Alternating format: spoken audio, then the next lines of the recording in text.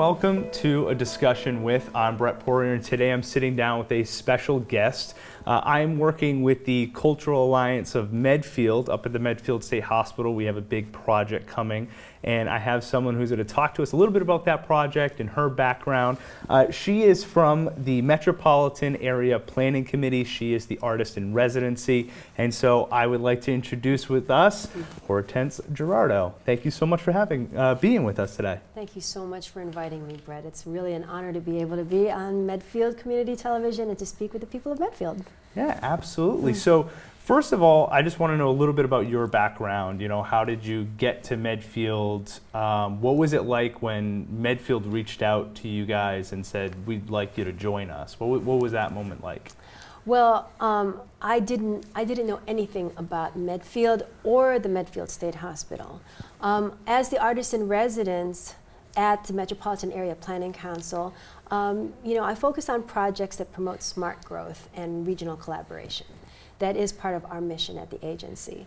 So when they told me that the town of Medfield had obtained the former Medfield State Hospital, I was told that we needed to create something, an event or some kind of creative placemaking event that would help the town of Medfield decide how to move forward with this property.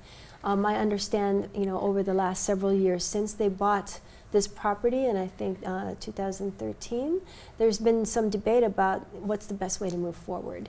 And it was hoped that the Cultural Alliance of Medfield would be able to impart some of what are the concerns in the town, and that we would be able to create a project that would get the people of Medfield talking. And so that's where I come in, because I am a playwright and I'm also an anthropologist. And so I came in as the artist in resident with these two backgrounds. I'm a professor of anthropology and performing arts at LaSalle College. And so I thought, well, why not interview some of the people here in the town of Medfield? So we set up a series of 3 Let's Talk sessions.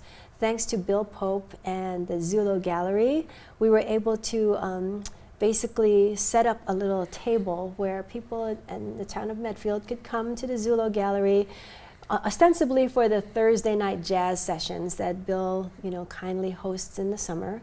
And I had out a little table with a survey that people could answer to ask them about any stories they had about Medfield. And some people could just fill out the survey and just email things in. But I was at a little table where I welcomed people to just sit down and talk with me about anything. And 9 times out of 10, people would say, oh yeah, I know the Medfield State Hospital, but I don't have any stories to tell. And then I'd say, really? Because everybody has a story to tell. And sure enough, within moments of just being introduced to people, and I'd find out a little bit about what is their connection, no matter what it was, whether it was because they like to walk their dogs there, or they're part of a track team and they like to run trails there, or they grew up there and one of their family members was on the staff there. There was always something to tell about the Medfield State Hospital. And through a series of 35 interviews that I've collected since I began this project in May of this year, I have really learned that the town of Medfield is a very unique community, and they are tied together in a very large way by the stories that come from their connection with the Medfield State Hospital. So I find it just a fascinating history of how a town becomes cohesive and how their identity is formed around something as palpable as the grounds of the Medfield State Hospital. That physical grounds up there has connected the entire town. I think everyone, like you said, everyone gets a little bit of an experience out of there. Even when I came to Medfield, it was everyone tells you got to go up to the Medfield State Hospital. You have to see it. You have to see what it is. And it is. It's an amazing experience to be up there. So I'm not surprised that everyone had a little story or something to tell you about it. It's so true. And the first time I saw it was in the middle of winter of this past January of 2019. And I had read a little bit about it, the architecture. I knew a little bit about the history. But even when I first went there and saw the buildings and the campus for the first time, nothing could prepare me for it, because it really is very beautiful. And there's a sense of history that almost breathes through the air of the Medfield State Hospital grounds. So going by that, I was already excited about this project.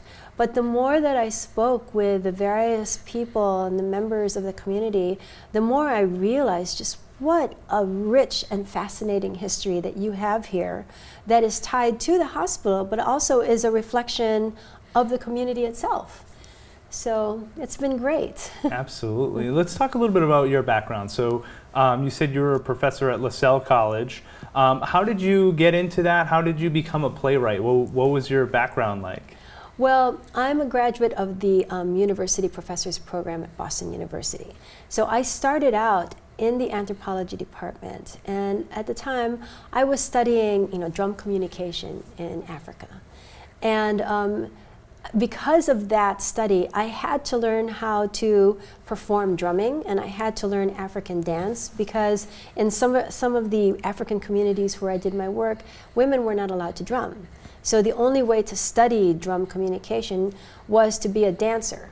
So then I started to dance, and then slowly I was allowed to drum with some of the male drummers eventually when they learned that I actually could drum.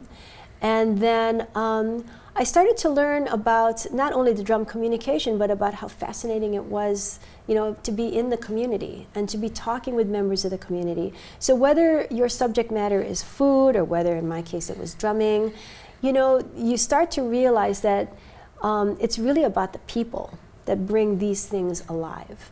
And so when I went back to Boston University, starting out as an anthropology graduate student, I realized that so much of what I do is also in the performing arts.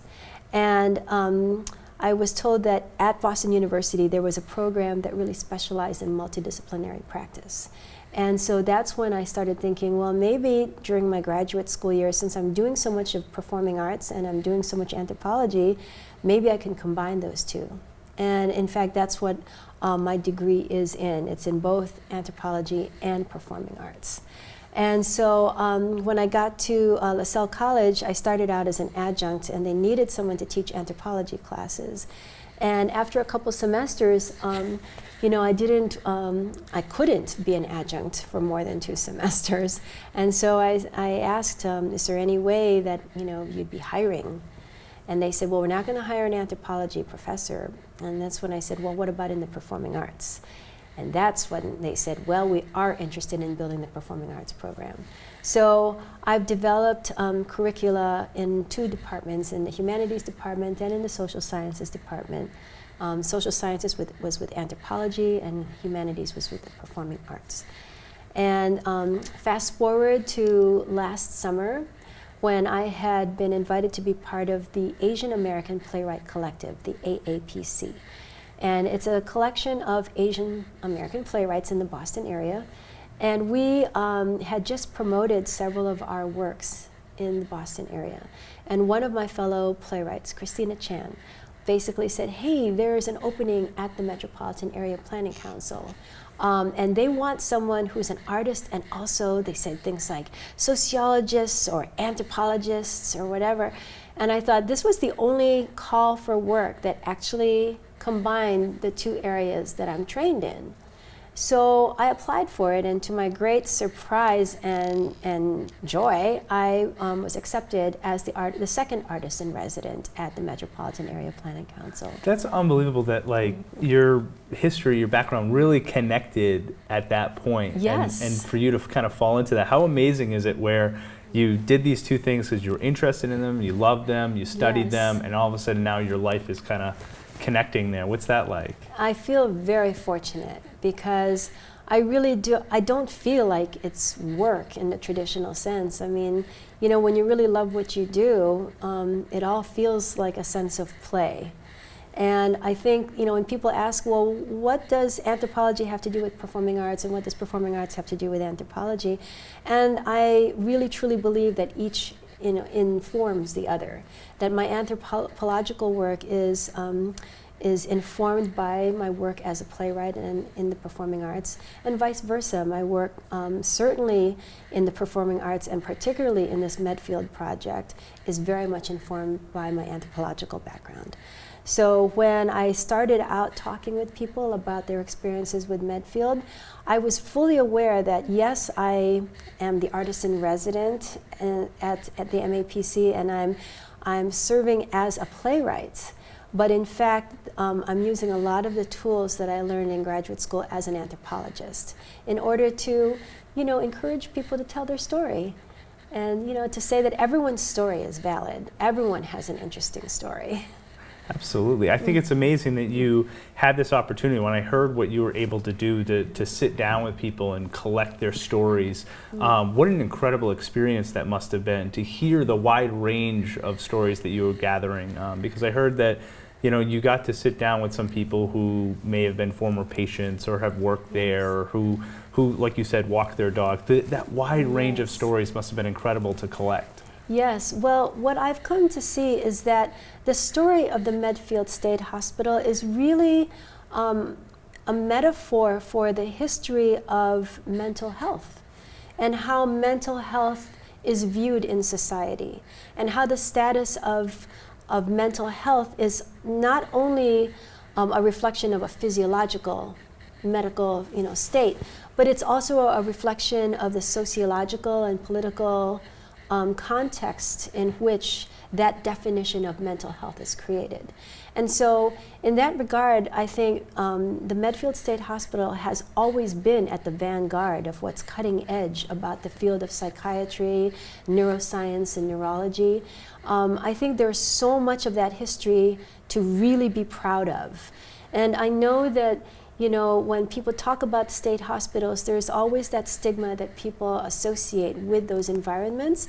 But in all the readings that I've done about it, and in all the interviews that I've done, what really comes through first and foremost is that the Medfield State Hospital was very successful in rehabilitating a lot of its patients or its members. Some people like to say that they're residents or members at the hospital. And I think that was in large part because of the spirit of the community and the loyalty of the staff in trying to promote really good health. And one of the reflections of this is in just the architecture of the campus itself. I've just had the great honor of doing a walking tour through the Medfield State Hospital with John Thompson, who is Thompson, who is the groundskeeper there, and Margaret Vazaturo, who is a former select person and former person who worked there. She had lived there, and she's a town, selectman. And so the two of them were able to convey a real sense of the community at the Medfield State Hospital.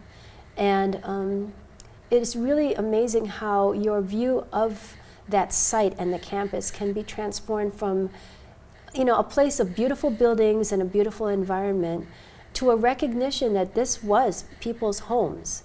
This was a thriving, self-sustaining, self-supporting community.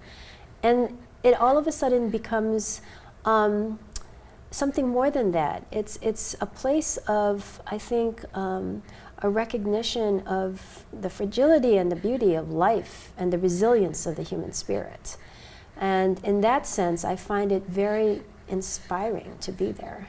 You're collecting such a powerful story and a powerful message. I think, like we said, the grounds of the Medfield State Hospital it's such a powerful place.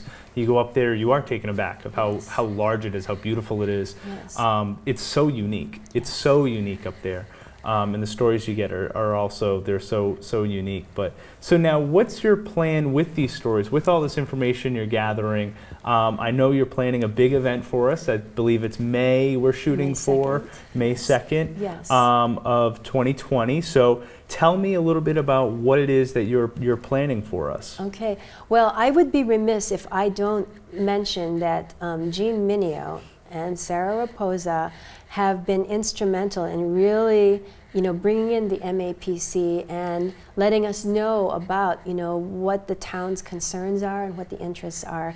And through a series of conversations, with some of the representatives at the Cultural Alliance, as well as the townspeople, we've decided to create a site-informed, audience participatory performance work based at the Medfield State Hospital. And so on Saturday, October 12th, rain date October 13th, we are going to have like a run through. It's kind of like a dry run of the raw bones of a script that I've written that is informed by my conversations with community members, excuse me, and my readings, about the Medfield State Hospital and the history of mental health, in America in the 20th century. So it dates from 1896 at the start of the Medfield State Hospital, and the piece itself ends circa 2003, around the time of the last residents being asked to leave. So the performance work will ask the audience basically to walk the grounds with a narrator who I am delighted to state will be John Thompson. Oh, fantastic. Who will serve as a narrator of, the working title is the Medfield Anthology. And this piece, as of now, has 7 scenes, which are situated in various parts of the campus. I call it the campus, of the grounds. And so the audience will be introduced to, a brief history of the Medfield State Hospital through the narrator. And then there'll be a little scene near the chapel that's circa 1963 that captures a little bit of the flavor of the campus at around 1963. Then it jumps ahead to around 2003, around the time of the last inhabitants being asked to leave. And then it will jump to a movement work that dates to around 1930 to capture what it was like in the 1930s, and the hospital staff there. And then a little mini scene that's from 1917 that catalogs the transition of the first superintendent, Dr. French, to Dr. Cahoon, and one of the first female physicians that was situated at Medfield Hospital. So there's that little scene. And then it jumps to a scene that's circa 1999, 2000 of another former resident who's now a thriving community member, a real, like a contributing member of the community, and has aspirations to enter a career in psychopharmacology, or psychology, I should say.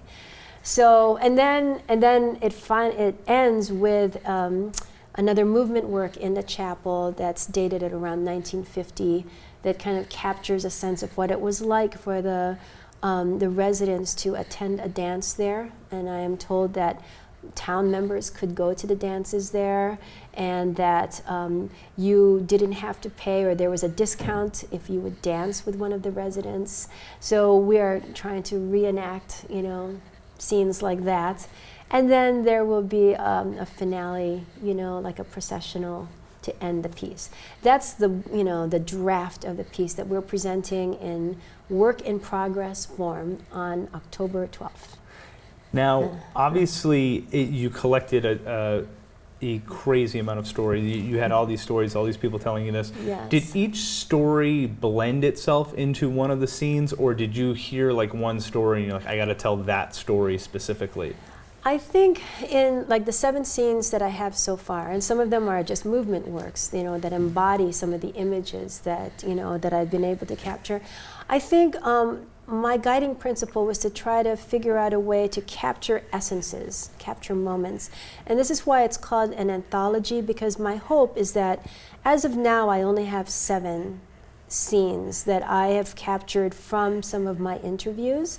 But I hope to be compiling more scenes based on all the interviews I've done and anyone else who's submitted that survey and given me images, and that I hope to honor everyone's contribution in some way, whether it's in an entire scene, or it's in a little vignette, or it's just in a few lines that make their way here or there.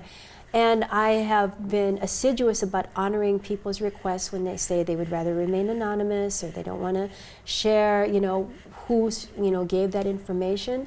But I would, like to think that anyone who has participated in a project will recognize something of what, that they contributed in the final Medfield Anthology. What would you do when they came up with this idea, I know that we had kind of a really general idea of coming to you and saying, would you do something for us? Yes. What was the antithesis? How did you come up with this idea of having the 7 stages and walking through them? What was it that drew that together? I think the first thing that I thought about is the historical timeline of the Medfield State Hospital. And from what I could gather, and I have to attribute also Kellen McNally's master's thesis on the subject. He basically was able to pinpoint 3 phases of the Medfield State Hospital. So, you know, there was the early years from the opening in 1896 to around circa 1914 that are called like the asylum years. And those are the early years that are really associated with the place as like a final or terminal place for people who had no other place to go. And so, and it wasn't only people with mental health issues, I should say.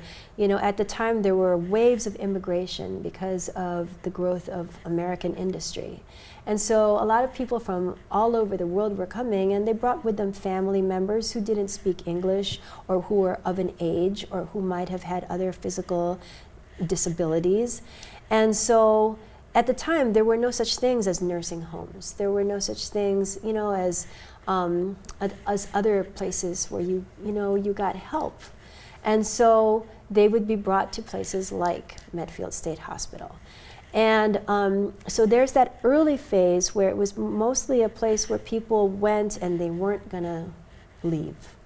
And then there was a middle phase from 1914 to around 1960, which is sort of like it was like a time of occupational therapy where there was a lot of industry, where the state hospital became not only self-supportive, but were also creating products that were bought by other state hospitals and by members of the town. So, you know, there's this image of the place that had its own farming, you know, and cattle and hundreds of chickens, and there was a place, workshops for sewing mattresses and making shirts and pants and dresses and hats. And it was a real industrial complex. And that was the way that, you know, the state hospital functioned for a while. In fact, during the World Wars, it's been noted by the former superintendents that the patients were able to run a lot of the services that kept the institution running. And then there's a final phase called deinstitutionalization, when a combination of the economics and some lawsuits that happened because of the fact that there was so much industry. There was an interest in making sure that these residents weren't exploited. So there was a good intention in making sure that people were being compensated for their work. But unfortunately, along with it went the idea that hard work also helped in many ways, you know, to keep the residents feel needed by society. And so there was that steady phase where economically it was decided that it was better to create another cottage industry of service outside of state hospitals rather than to compensate the patients for their work. And it is interesting to think of it economically in terms of the fact that a decision was made to invest in creating care providers outside of state hospitals rather than to create a way to compensate patients in an environment that was already set up. And I think from what I've heard amongst healthcare workers and former residents and members of the community is that there was a sweet spot somewhere in between these two things, between that era of great industry and occupation for the patients and the current era of trying to get people back into the community, but to provide more of an infrastructure of support that the state hospital used to provide. So with any luck, maybe a project like this might allow people to recognize, like, you know, how do we move forward? And maybe it's not at that actual physical place, but that place is a repository of a history that is really irreplaceable. it's one of the few places in the country, you know, that has this. And people can just walk in. There's no special, you know, permissions to get in there. You can just walk in there and really get a sense of what happened there. I just think that, you know, you said it in the beginning of this, that Medfield State Hospital was at the forefront of a lot of the things going on up there. The fact that the patients were a part of the work that was going into Yes. it. I think that you have, like you said, the Medfield, you know, any state hospital has these bad memories that people bring up all the time. But our state hospital up here was really a place that they really tried to help these patients. They really tried to get Yes. them involved and put them Yes. in appropriate places for themselves. Yes. The work that they put in was incredible up there. So it's actually, it's heartwarming to hear that you're getting these stories and that Yes. those are going to be a lot of the stories that that you display for us. So Yes. that's incredible. Well, thank you. Well, I have to thank the members of the community of Medfield, you know, for sharing these stories, because there was a fear initially that, you know, the emphasis would be on the negative, when in fact, you know, most of the stories that I heard were of a very positive nature. And, you know, this project is not Pollyanna-ish, you know, it doesn't ignore the fact that there was pain there, you know, but I think that the intentions of what was trying to be accomplished there were positive. And with any kind of, you know, scientific or medical endeavor, you know, when you're hitting territory that's innovative and new, inevitably mistakes will be made. And mistakes were made. But, you know, I think when you look at the grand scheme of like what was happening and the context in which it was happening, in terms of not just the medical and the mental health community, but also the political situation. You know, what was going on in the government? And, you know, how were people's economic situations? It's probably not a coincidence that some of the darkest times, you know, at the hospital were during the 30s, when the nation was suffering from a Great Depression.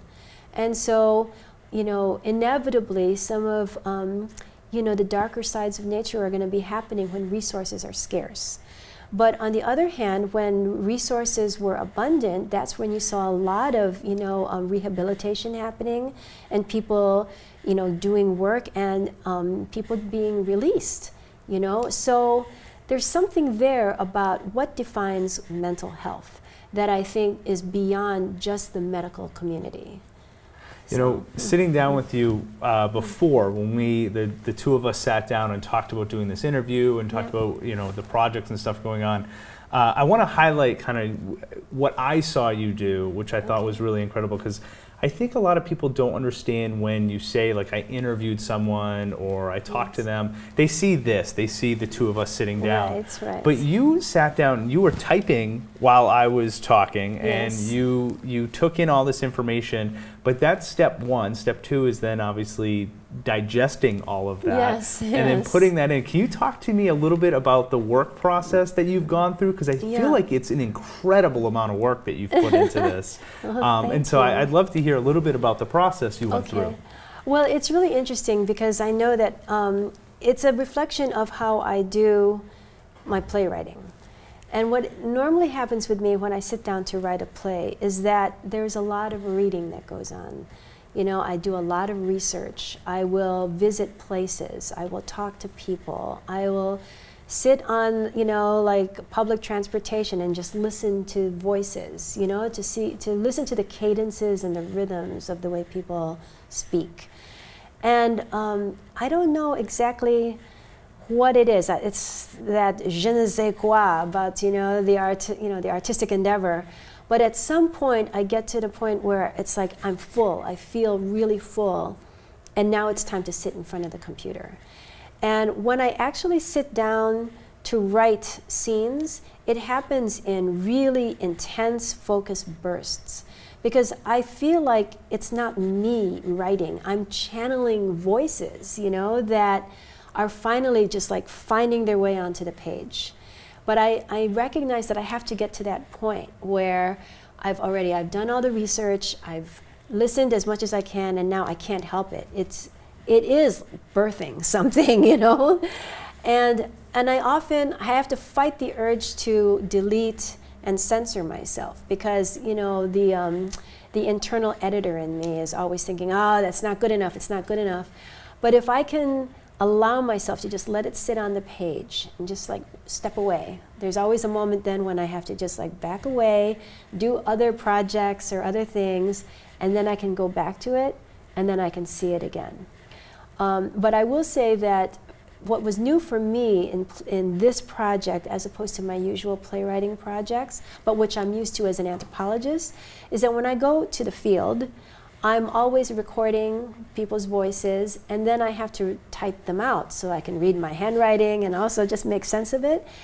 That action of transcribing is already my first draft, because I'm already editing, and I'm already starting to hear the cadences of the way people tell me stories. So I'm hoping it comes through, in performance, that the different characters have a unique voice, and it doesn't happen by coincidence. I have to craft that, on the page, so that each individual sounds differently when whoever is the actor reads it sounds different from the other actors. I know that you have some actors in mind already. Can you tell me a little bit about who you're working with and what we can expect? Well, only in the sense that I haven't gotten official yay, I will do this, except from John Thompson today. Hi, John, I hope you see this, and remember, you did say you want to be in it. Yeah, you're locked in, John. That was just today. They've got that fresh. But I do know, like, when I was taking the stories, and they had to sign a release saying, is it okay for me to use your words, and do you want me to keep you anonymous? And we had all that information down, so I could really honor people's wishes. But there were several instances where someone would say, I act, right? I'm an actor. And I say, really? What does that mean? And then they'd say, well, if you need an extra, someone. And I would always, bear that in mind, that this would be someone who has said that they want to be in it. So I cannot name names right now until I get it, in writing. But I will say that the great majority of people are from the town of Medfield or are related in some way to the Medfield State Hospital. Wow. So, it was funny because originally I thought, well, we're going to have to bring in our professional actors and things like that. And I realized, no, this is a story of and about Medfield. And who better than members of the community to tell this story? So at least for the October 12th event, we have people from the town of Medfield signed on. And I hope that's okay, that I don't name more names than John's. No, that's totally fine. I want to respect that. But so we are within a month away from that first date. So you must be pretty far along with everything. But so what can people expect for October 12th? We're up at the state hospital, and what can people expect for that? What they will expect is, first of all, be prepared to wear, comfortable walking shoes, because you will be walking a path around that main center courtyard of the state hospital. And basically, they will see various scenes deployed in different parts of the hospital. And I have assured the actors in this, primarily because most of them are not professional actors, that they do not have to be off book. So there will be no one, maybe some of the actors who have said they want to be in it will be off book, but I've told them you don't have to be. We're within a month of the performance. They will be reading off scripts. Hopefully, they will be disguised in some way. But it'll be a work in progress. That's the thing that I would want people who come on October 12th to know. This is a work in progress that we're building towards a full production on May 2nd. And on May 2nd, it will be part of a bigger event called Porch Fest. So on that day, on May 2nd, Porch Fest will entail several musicians, musical numbers being performed, and embedded in there will be the piece, the Medfield Anthology, and then there will be more musical, numbers. And there will be food, and it's going to be a great festival day, and people can hang out for as long as they want. And it'll be a real day to celebrate, that the town owns the Medfield State Hospital, and you can do amazing things with it. I think that's the big thing that, you know, when we talked to Jean Miniao about, the big thing that she wanted to point out was like, this place is amazing and people should know that. And Yes. I think that your story, everything you're putting together, it sounds like we're really going to highlight that, the fact that this is an amazing place with some beautiful stories. So that's awesome. Thank you. Absolutely. Thank you so much. I am on your website, and I do just, we'll end it with this. I am on your website, and I'm looking at some of the things that you're putting together because I think it's incredible, the work that you do. Can you tell me a little bit about this? Because I think that, you know, people aren't really sure. I think even after this interview, they're not sure what to expect entirely, right? So what is some of the work that you've been doing and some of the things that, so if someone looked up who Hortense is, you know, what can they expect to see on this? Okay, on the Medfield Anthology play? On your, I'm on HortenseGerardo.com. Okay, so I am a multidisciplinary artist, and so I work primarily as a writer, as a playwright and a screenwriter. But for reasons that I can't quite explain, there are some moments when my best form of expression is movement. You know, I will do movement installation or spoken word movement / spoken word works. But my latest works have been much more site-informed and audience interactive. So for instance, in October 5th, I will be performing at the Nuit Blanche Festival in Toronto. It's an international performing arts festival, and I'm doing a piece called Crafting High Art, and it's a piece in which I'm interrogating the notion of curated art versus craft art, which has been traditionally the realm of women's art. And craft has always been associated with a kind of lesser form of art. And yet, for instance, in the fashion industry, what defines haute couture is like the craft that women do under the label of like male designers. So you might have a Chanel suit under, you know, the name of Karl Lagerfeld, but in order for it to be haute couture, it has to be entirely handmade. And those skills are usually executed by women. So the piece really kind of examines that in a 12-hour durational installation work that I'm doing, audience interactive.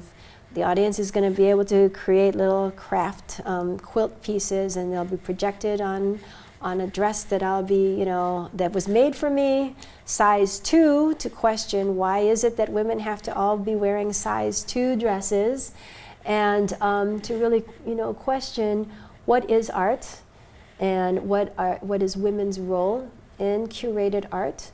Why is there a separation of women's art versus high art? Yeah, is it hard for you to tackle such giant subjects all the time? It seems like you're, you know, those are two very different things, and they're going on at the same time. Is it tough for you to keep those straight and to do that?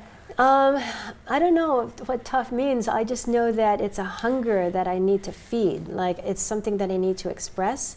So I'll create work, and maybe no one will ever see it, and sometimes some people see it.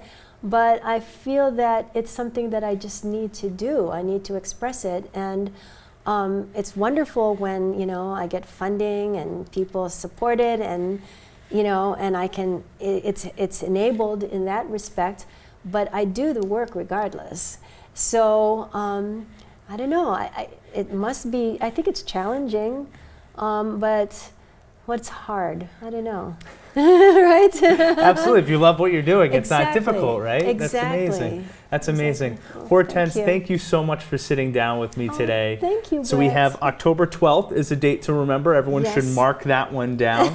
So October 12th is the first draft kind of performance Yes. of what's going on. And then May 2nd of 2020, that's going to Yes. be the Porch Fest, which your performance is going to be a part of. Exactly. I can't wait for either one. I know that we're going to sit down again sometime between October 12th and May 2nd. So Yes. I'm excited for that as well. But thank you so much for joining us today. Thank you so much, Brett. Thank you so much for your interest, and thank you, community of Medfield, for just being so generous, and good on you, what you've done. Absolutely. But so thank you all so much for joining us today. I know that you guys are going to be there October 12th and May 2nd. I can't wait. Thank you again so much. You're very welcome. Thank you. Awesome. Thanks.